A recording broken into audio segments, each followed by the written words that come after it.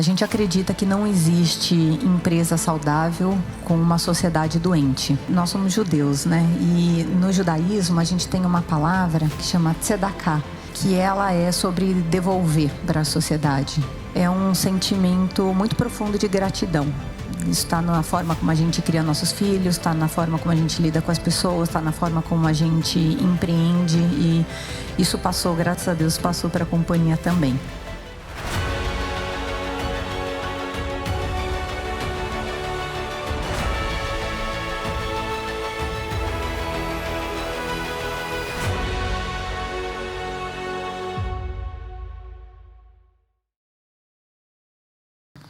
Oi, bom dia a todos. Bom dia, Gabi. Obrigada por te receber aqui. A gente está falando do tema principal desse fórum, que é quem construiu o Brasil. Então, eu queria que a gente voltasse um pouco, né? Por que a gente escolheu esse tema? Porque a gente acredita que quem constrói o Brasil são as pessoas que, de fato, investem, geram riqueza, geram emprego e contribuem para a construção do nosso país. Só que quando a gente olha hoje a Suzano, uma empresa que tem 100 anos, recentemente até, a gente vê só essa gigante. E acho importante a gente retomar como começou. Então, se você puder contar um pouquinho para a gente dessa história, eu acho que seria um bom começo. Legal, Ju. Obrigada. Bom dia para todo mundo. Queria dizer que estou super feliz de estar aqui. Um fórum tão importante, com pessoas verdadeiramente engajadas a construir um Brasil melhor e com ideias liberais, que focam na iniciativa privada, que apoiam a democracia. Então, acho que são pilares importantes para a gente ter um Brasil mais próspero. Ju, assim, acho que já foi falado aqui, né, um pouquinho sobre como começou a nossa história. Então, tudo começou com o Leon, o meu bisavô. Ele veio para o Brasil aos 18 anos de idade, em 1920. E ele veio naquela época não porque ele era um apaixonado pelo Brasil. Ele veio, infelizmente, a gente está vendo tudo acontecendo de novo, mas ele veio por conta da guerra. Ele veio com a mãe e com as irmãs, e ele veio sem um pai dele que já tinha vindo antes para preparar o terreno. Vocês podem imaginar que não foi nada fácil chegar aqui no Porto de Santos sem falar língua. Na época não tinha Google Translate, não tinha Waze, não conhecia nada. E foi bastante desafiador, mas o Leon sempre foi uma pessoa muito determinada, muito corajosa, muito guerreiro, e então ele assumiu aquela responsabilidade, inclusive de cuidar da mãe e das irmãs, porque quando ele chegou, o pai dele, que na época era caixeiro viajante, não deu tempo dele chegar e conciliar e chegar no Porto de Santos, então ele não encontrou o pai.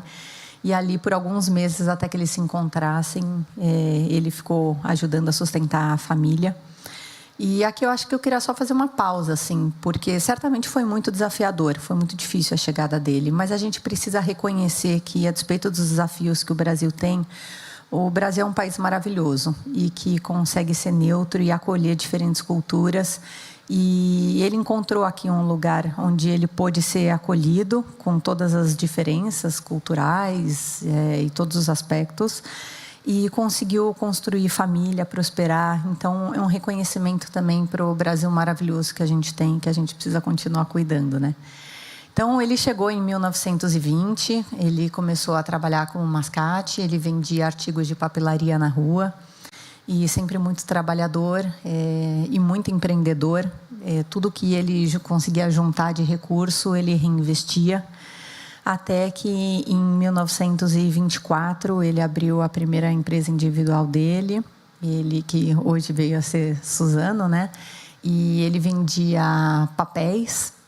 E eu acho que, assim, uma coisa, se eu pudesse destacar aqui, uma coisa muito interessante do Leon, que eu acho que deve ser um ponto em comum com vários dos empreendedores que aqui estão, que ele, onde a maioria das pessoas enxergavam desafios e riscos, ele enxergava oportunidades. Então, teve uma passagem muito interessante que eu queria dividir com vocês, que ele já tinha empresa de papel e ele escutou que um armazém de papel tinha pegado fogo. E ele pediu para ir visitar. E, de fato, assim, tinha muito papel queimado. Mas, quando ele foi analisar, ele viu que as bordas do papel estavam queimadas. Mas ele enxergou a oportunidade de comprar aqueles papéis queimados, cortar a borda e usar o miolo que estava intacto. E ali foi uma das oportunidades que ele conseguiu comprar por um preço quase que simbólico e conseguir construir valor em cima daquilo. Então, essa foi a história do Leon por toda a vida. Então, tem uma outra passagem super interessante que eu adoro compartilhar, que ele já tinha construído, ele já tinha casado com a Antonieta e ele já tinha conseguido comprar uma casa. E aí ele decidiu, ele estava passando por um outro desafio na empresa de papel dele por conta da Segunda Guerra. Estava difícil de importar papel, que era o que ele vendia. Então ele decidiu que ele ia produzir papel aqui no Brasil. Então ele vendeu a casa, tudo que eles tinham, as joias da mulher, para conseguir então fazer a primeira fábrica. Então, assim, o que você falou, né? Hoje a gente vê uma empresa centenária, grande, líder global na produção de celulose, mas ela, assim, foi uma história de muito trabalho, muitos pequenos e grandes atos de coragem, de empreendedorismo, muita resiliência e foco. E, de fato, assim, acho que destacaria essa característica que ele tinha de enxergar a oportunidade e trabalhar para ela. Ai, Gabi, obrigada por compartilhar. Acho que muitos empreendedores aqui vão se identificar com esse momento de você investir tudo que você tem, o risco para acreditando que você pode construir mais valor e gerar. Um aspecto importante que você já falou da cultura brasileira é que ela é uma cultura acolhedora e gerada por várias imigrações diferentes em diferentes momentos. E quais valores você acredita que essa migração especial da sua família, que faz parte dessa história do Brasil, que valores você acredita que eles trouxeram e como isso contribuiu para a construção do Brasil? Bom, Ju, assim, eu vou destacar aqui duas coisas, né? Uma é da própria história, então acho que o Leon, e ele conseguiu passar isso para frente para as demais gerações, é um sentimento muito profundo de gratidão pelo Brasil e pelas pessoas terem acolhido ele, permitido que ele prosperasse. Então, assim, de verdade, isso tá na gente. Isso está na forma como a gente cria nossos filhos, está na forma como a gente lida com as pessoas, está na forma como a gente empreende, e isso passou, graças a Deus, passou para a companhia também. Então, além de ter esse valor da gratidão pela história, a gente tem também na comunidade, nós somos judeus, né? E no judaísmo a gente tem uma palavra que chama tzedakah, que ela é sobre devolver para a sociedade. Então, acho que essas duas coisas fazem com que a gente, assim, todas as oportunidades que a gente quer, além de criar, compartilhar valor. Então, assim, na história do Leon, né, quando ele chegou aqui, não tinha nada de comunidade judaica. E ele quis construir para o Brasil, para a sociedade, para a comunidade. Então, ele participou da fundação do Hospital Albert Einstein, do Clube Hebraica. O Davi ajudou a construir por 10 anos, né, atuou assim, muito intensamente no Colégio Aleph, na Unibis. Então, teve um trabalho muito intenso para a sociedade, nesse caso, falando mais para a comunidade judaica. Mas esse é um olhar muito ampliado, né? Então, o Max, por exemplo, ele foi secretário da Cultura, Ciência, Tecnologia, Inovação do Estado de São Paulo. Então, é uma família que está muito preocupada em devolver. Uma outra coisa que vale destacar, a gente tem uma fundação que se chama Arimax. Essa fundação, o trabalho dela é trabalhar com impacto social. Então, é uma família, uma empresa que está muito preocupada em como é que a gente constrói uma sociedade melhor. E acho que um outro exemplo disso, a Suzano completou 100 anos, né, esse ano.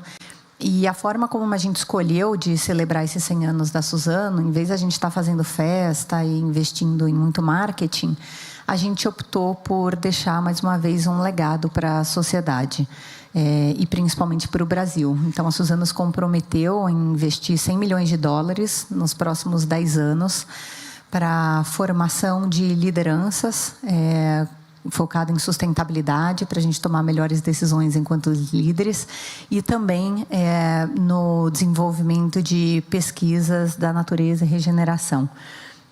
E com isso a gente está se associando às principais universidades do mundo, financiando muitas bolsas e pesquisas, PhDs, para que a gente consiga transformar o Brasil nessa potência de sustentabilidade que é tão natural nossa e que a gente precisa explorar mais. Obrigada, espero que a gente continue.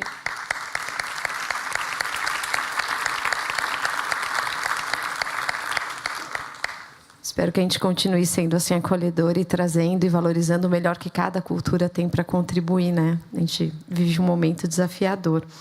A próxima pergunta ia falar até sobre o tema desse painel, sobre a construção de empresas fortes e do legado. Cada geração tem um desafio. Vocês estão na 5ª geração, né, Gabi? Você é a 4ª. Sou a 4ª. Mas já tem um monte de... Já temos 9. 9. Já estão aí na 5ª geração. Cada geração tem um desafio, uma conquista. Você consegue ver alguns marcos de que foi cada uma, né? Você falou um pouco do Leon, fica evidente já a característica da inovação, dele trazer também essa visão de trazer uma produção que não existia antes no Brasil. Né? Mas você consegue ver cada geração, que desafio que ele tem? E você já falou um pouco do legado, mas se tiver mais algum outro legado forte que você enxergue, que a Suzano deixa para a gente? Hoje, eu acho que aqui, muito mais do que o papel de cada geração, que claro que cada geração acaba ficando marcada por alguma parte da história, né? Mas na nossa família, eu acho que eu diria que é a beleza da gente saber e gostar de trabalhar de forma intergeracional. Então, acho que a gente teve a sorte assim de conseguir conviver muitas gerações. Então, o Leon trabalhou muito junto com o Max e junto com o Davi também. Então, acho que eles puderam somar o que cada geração e o que cada perfil tinha de diferente, de diverso, para conseguir tomar decisões muito mais assertivas, né? E hoje eu tenho a sorte também de poder trabalhar com o Davi, e a gente valoriza muito a governança na nossa família, né? Então, a gente, com muita governança, com muito respeito e admiração pelas diferenças, a gente consegue trabalhar dessa forma as gerações juntas, sempre que possível, né? Mas assim, você me perguntou, né, o papel de cada geração. Eu acho que talvez, assim, o Leon, ele foi o fundador, né, e fez muito para a gente estar onde a gente está hoje. O Max, ele teve um papel muito inovador na companhia, né? A gente passou de novo por uma escassez importante. A celulose era fabricada a partir do pinus.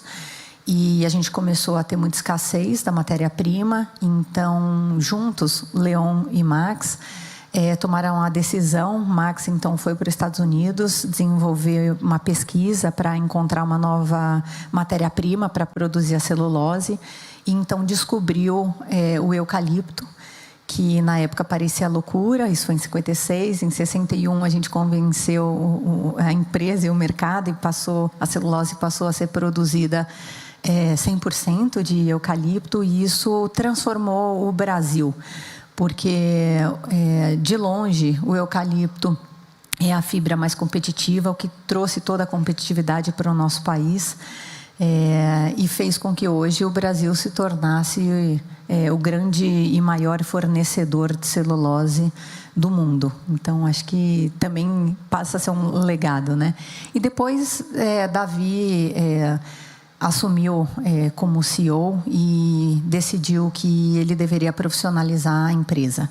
Então, ele teve um papel muito importante de profissionalização, de consolidação, e hoje, juntos, estamos conseguindo trabalhar na internacionalização da companhia. Ah, legal. E conta aqui, a gente tem muitos empreendedores, né, assistindo, e como foi esse processo de profissionalização na Suzano? E como isso ajudou a passar esse legado? Como que isso foi construído? Porque é um desafio de muitas empresas, não é um processo fácil, mas vocês têm sido bem-sucedidos nessa construção. Como foi feita a governança e essa profissionalização? Se puder dividir. Claro. Oi, Ju, eu vou dividir aqui a minha fala em dois, porque tem a família e tem a empresa, e essas duas coisas precisam estar muito bem organizadas, né? Então, assim, falando da empresa, eu comentei, então, né, que em 2001 o Davi, ele assumiu a companhia. O Marcos, pai dele, faleceu de forma prematura e inesperada, mas ele já estava muito bem preparado, já trabalhava há muito tempo na empresa e juntos, então ele estava absolutamente preparado, apesar do susto. E, naquele momento, ele teve uma visão e ele falou: o meu papel vai ser fazer com que essa companhia saia do século XXI mais forte, melhor do que entrou.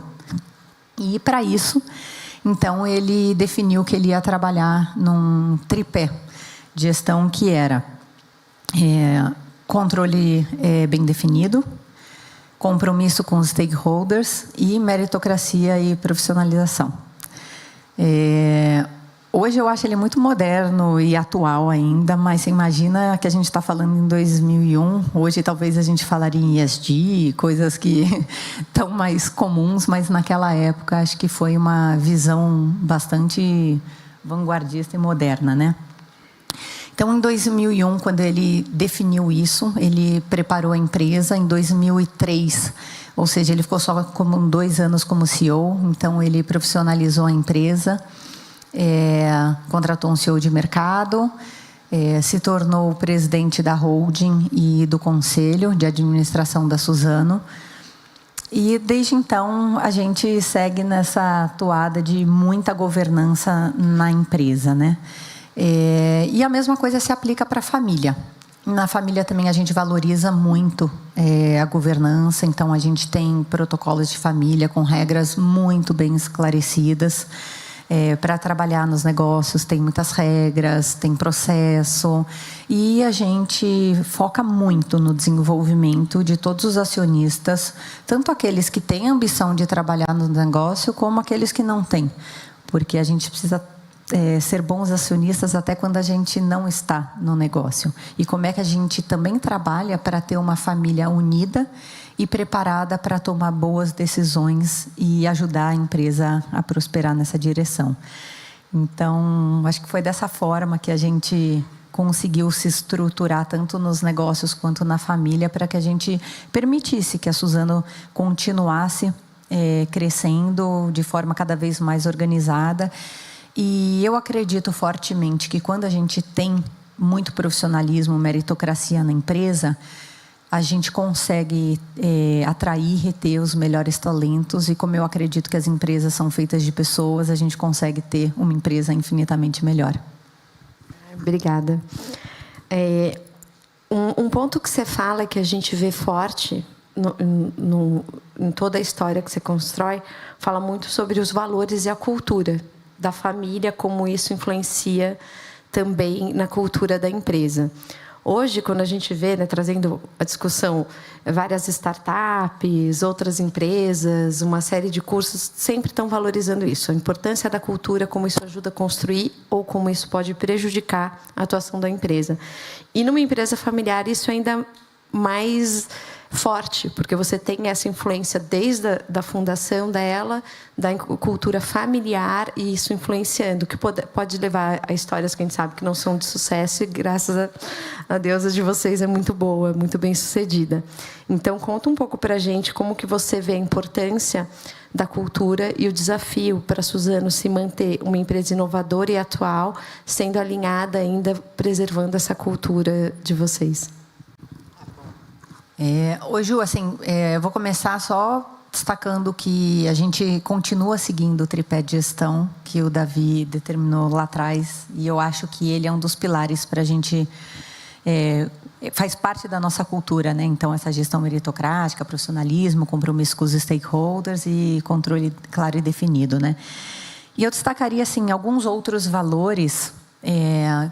que eles, de fato, eu acho, eles são valores da família e que eles fazem sentido para a empresa, porque também tem isso, né? Tem alguns outros valores que podem ser valores familiares, mas que eles podem não eventualmente se aplicar na empresa. E como a gente fala desse profissionalismo e dessa entre aspas, dessa separação entre família e negócios. Então, vou destacar aqui aqueles valores que eles são familiares e também hoje estão completamente imbuídos na empresa, né?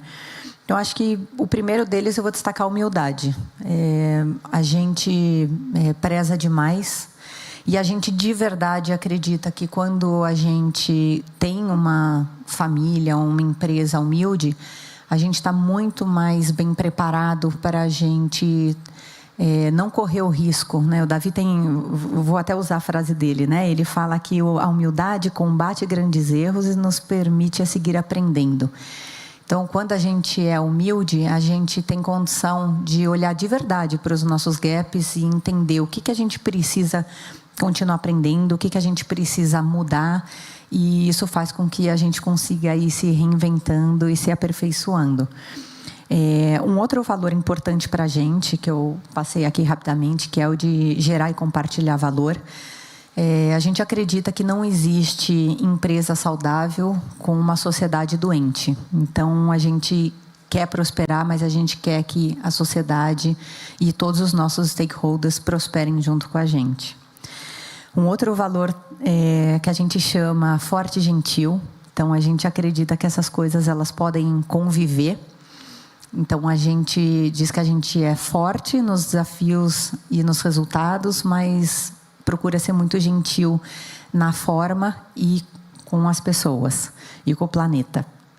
Um outro é a coragem para empreender e inovar. Propósito claro, a governança, que eu já falei bastante aqui sobre ela. E outra coisa que faz muito parte da nossa cultura e que eu acho que isso tem a ver com vários outros grupos de empresas familiares, que é a ambidestria.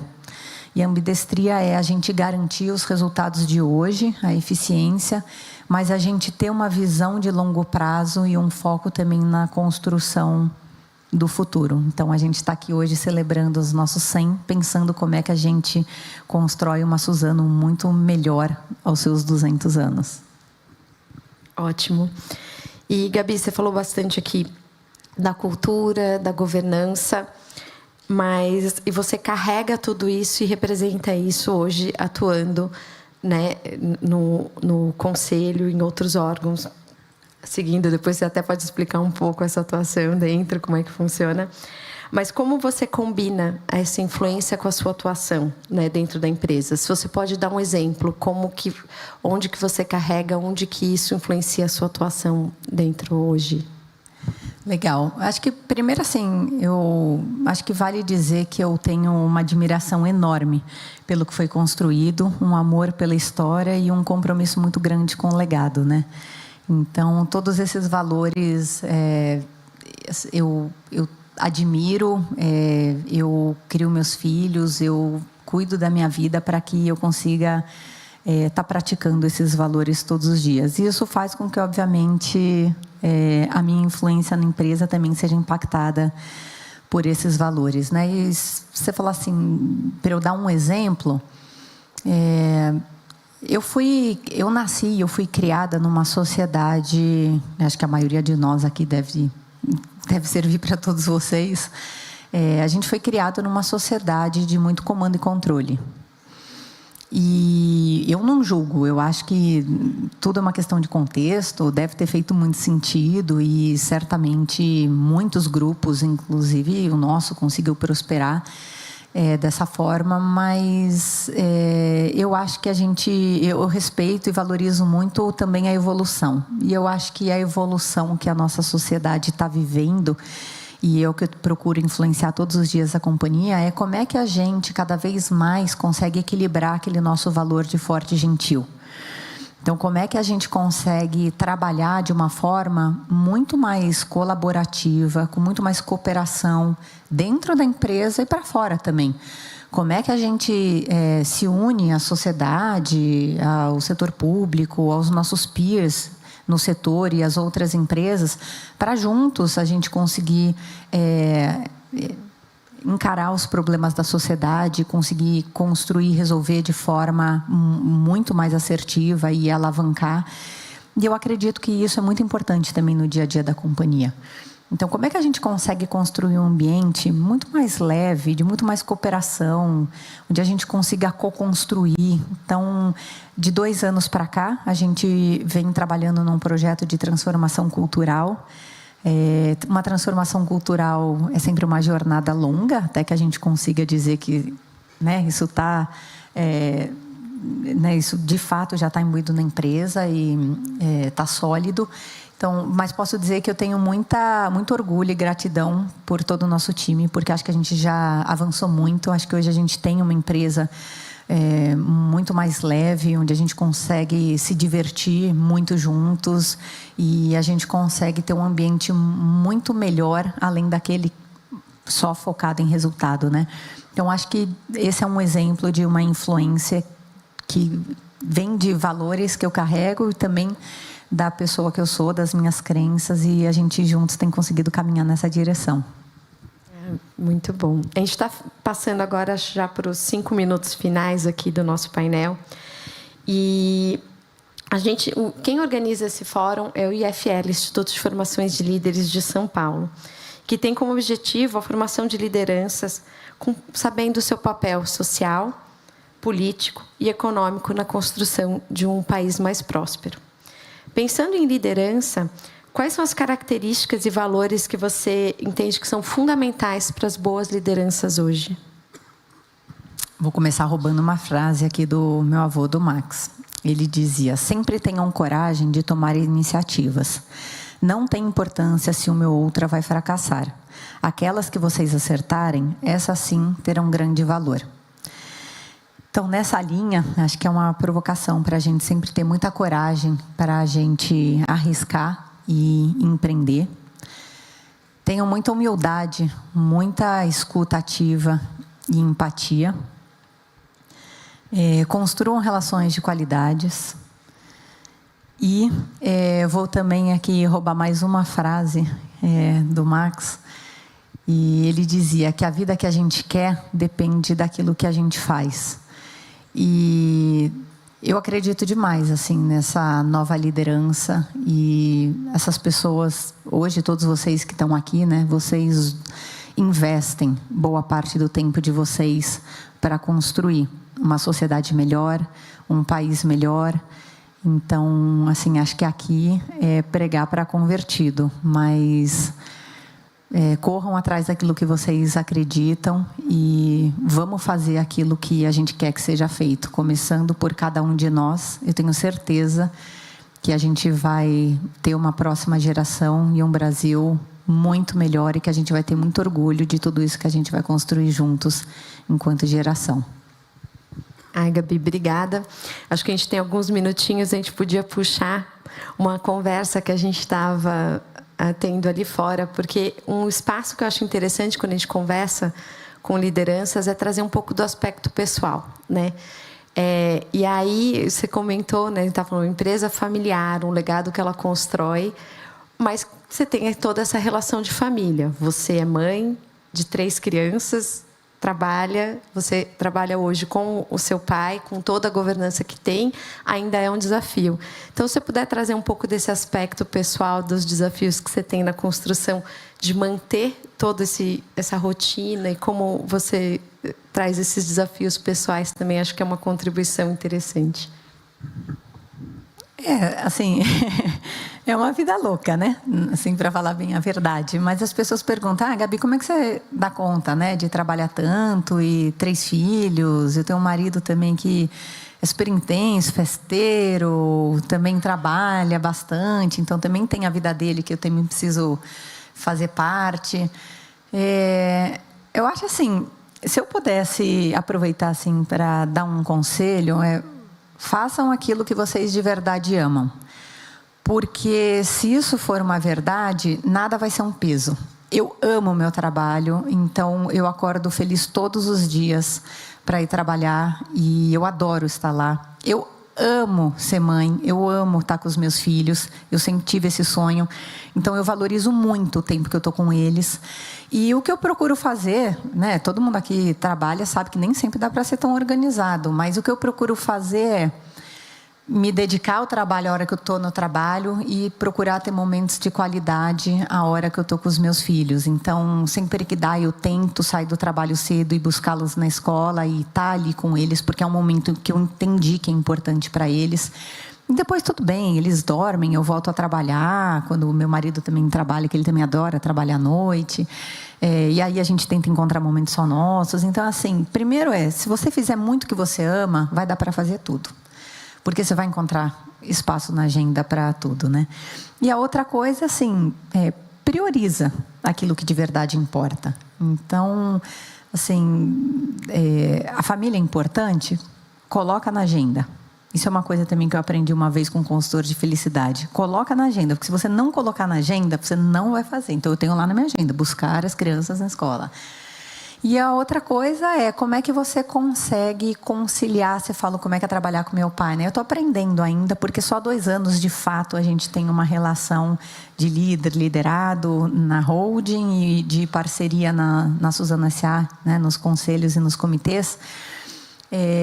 Isso eu estou aprendendo, assim, como é que a gente não só fala de trabalho e como é que a gente continua mantendo a relação maravilhosa de pai e filha que a gente sempre teve. E acho que aos poucos a gente vem aprimorando e conseguindo encontrar espaço para essas 2 diferentes agendas, que elas precisam ser diferentes, para a gente conseguir manter essa relação de pai e filha, né? Então, enfim, por hora, só posso dizer que eu sou super grata à forma como ele tem conduzido isso, está sendo uma delícia. E quem sabe um dia eu não consiga viver também isso junto com os meus filhos, meus sobrinhos, primos, o que é que seja. Obrigada, Gabi. Espero que todos tenham aproveitado. E eu posso afirmar que esse espaço de discussão e o IFL na formação de lideranças comprometidas é também um legado que tem uma grande influência e grande ajuda do seu pai e da Suzano em outros momentos, mas está sempre próximo. É mais uma contribuição que vocês deixam para a sociedade brasileira aqui. Obrigada. Obrigada a vocês.